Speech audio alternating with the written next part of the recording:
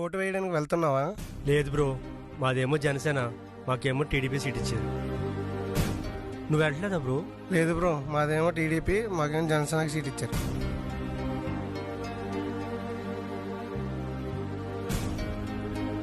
నీది ఏ పార్టీ? జనసేన. జనసేనకి ఎందుకు సపోర్ట్ చేయాలనుకుంటున్నావు? ప్రజలకి మంచి జరుగుద్ది కాబట్టి. నీదే పార్టీ? టీడీపీ. నువ్వు ఆ పార్టీకి ఎందుకు సపోర్ట్ చేయాలనుకుంటున్నావు?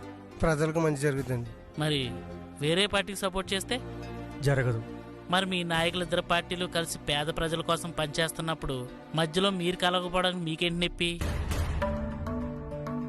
భయ్యా, మీది ఏ నియోజకవర్గమో నాకు తెలీదు, మీ నియోజకవర్గంలో ఏ పార్టీ పోటీ చేస్తున్నా కూడా నాకు తెలియదు. కానీ మీలాంటి వాళ్ళే పవన్ కళ్యాణ్కి ప్రాణం ఇస్తా ఉంటారు, పక్క పార్టీలకు ఓట్లు వేస్తారు.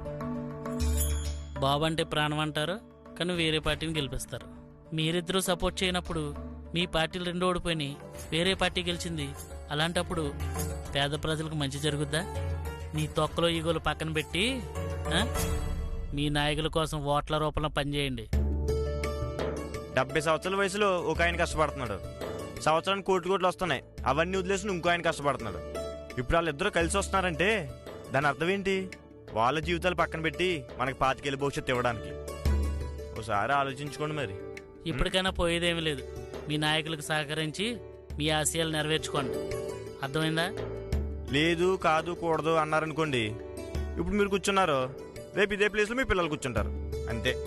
170 స్థానాల్లో ఎవరు పోటీ చేసినా సరే ముగ్గురు పోటీ చేసినట్టే. ఆలోచించుకోండి.